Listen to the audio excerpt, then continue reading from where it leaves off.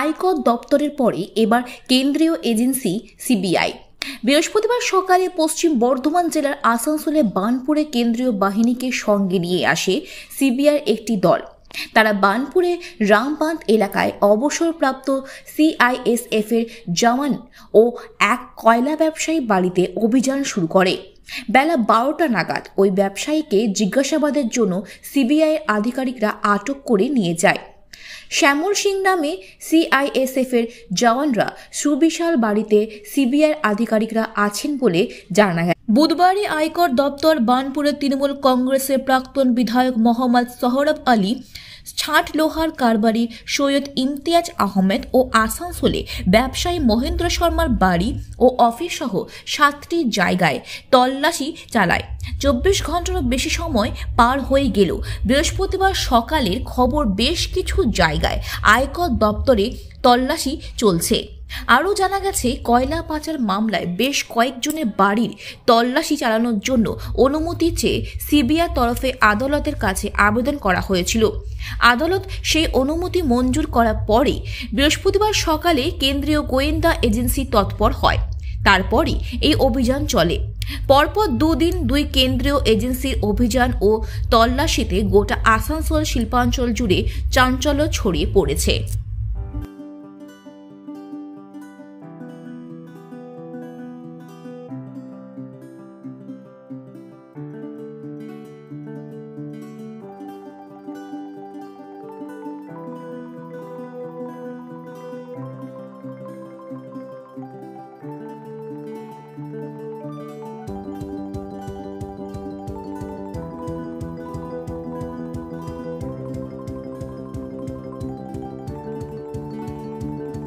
স্বর্গীয় মানিক উপাধ্যায় ও পাপ্পু উপাধ্যায় ফুটবল টুর্নামেন্টের আই পর্যায়ে ফাইনাল খেলা হয়ে গেল, যেখানে মুখোমুখি হয়েছিল আসানসোল নীলাঞ্জনা একাদশ ভার্সে জস টেলিগ্রাফ কলকাতা। খেলায় দুই দলই কোনো গোল করতে পারেনি।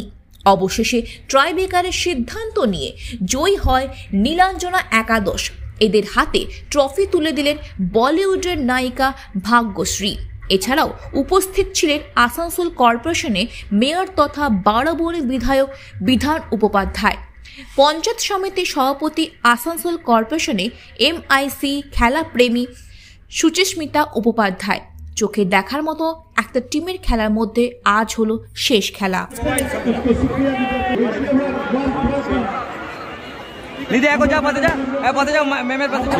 আস্থা রেখেছে, আশা রেখেছে, আমরা চেষ্টা করছি বারাবণী ব্লক তৃণমূল কংগ্রেসের পক্ষ থেকে মানুষকে সেটা পূরণ করতে, এবং এই খেলাটা বরাবর মানুষের চাহিদা থাকে। প্রথম বছর থেকে যখন চালু করেছিলাম তারপর থেকে, তো এটার জন্য আমরা বারাবণী ব্লক তৃণমূল কংগ্রেসকে অনেক অনেক ধন্যবাদ। কারণ আমরা তো টাইম দিতে পারি না। এখানে বারাবণী ব্লক আমাদের সভাপতি আছে অসিত সিং সহ সবাই যারা আছে, পুরো কমিটি যারা আছে, যারা যে সমস্ত আমাদের তৃণমূল কংগ্রেসের কর্মীরা, নেতৃত্বরা যারা এত সুন্দর একটা আয়োজন করছে প্রতি বছর। আমরা শুধুমাত্র সাথে রয়েছি, কারণ আমাদের পক্ষে সময় দেওয়া সম্ভব হচ্ছে না, কিন্তু আমরা থাকতেও পারি না। তা সত্ত্বেও মানে এত সুন্দরভাবে করতে পারছে, তার জন্য অনেক অনেক ধন্যবাদ। এবং এটা দেখে খুব খুশি হই যে আমাদের পরবর্তী বা আমাদের ব্লক নেতৃত্বরা নিশ্চিতভাবে আগামী দিনের জন্য তৈরি রয়েছে। যুব সমাজের চরিত্র গঠনের জন্য ফুটবল একটা উপাদান। আপনার কি মনে হচ্ছে বারাবণী ব্লক তৃণমূল কংগ্রেস সেই কাজটাকে সঠিকভাবে এগিয়ে নিয়ে চলেছে? একদম নিশ্চিতভাবে। আমাদের বর্তমান পশ্চিমবঙ্গের মাননীয় মুখ্যমন্ত্রী এবং আমাদের নেত্রী মমতা বন্দ্যোপাধ্যায় যেভাবে যুব সম্প্রদায়কে 2011 পর থেকে বিভিন্ন প্রকল্পের মাধ্যমে যে ক্লাব হোক, সংগঠন হোক, যারা ইয়ং জেনারেশন, আমাদের যারা পরবর্তী জেনারেশন রয়েছে, তারা হয়তো মোবাইল গেম নিয়ে বা কোনো কিছু নিয়ে ব্যস্ত থাকতো, সেখানে কিন্তু আমাদের নেত্রী প্রায় 5 লক্ষ টাকা করে একটা সংগঠনকে দিয়ে, ক্লাব সংগঠন হোক, যে কোনো সংগঠন হোক, তাদেরকে একটা তাদের যেটা অভাব ছিল, খেলাধুলার জন্য যে অভাবটা ছিল সেটা পূরণ করে দিচ্ছেন, এবং তাতে কিন্তু যুব সম্প্রদায় খেলাধুলার দিকে মন দিয়েছে বেশি, যার যেটা পছন্দ। দেখুন, 13 বছর চলছে ও প্রতি বছর আমরা দেখেছি খেলাতে মানুষের উদ্দীপনা ব্যাপক পরিমাণে আছে। গ্রামাঞ্চলের মানুষ এত বড় টুর্নামেন্ট দেখেনি। আমাদের ব্লকের সমস্ত মানুষ ঝেড়ে আসে, এমনকি সারাউন্ডিং আপনার জামুরিয়া বলুন, লাগোয়া ঝাড়খণ্ড আছে, সেখান থেকে প্রচুর মানুষের ফোন আমাদের কাছে আসে খেলাটা নিয়ে, যে দাদা কখন খেলাটা করবেন।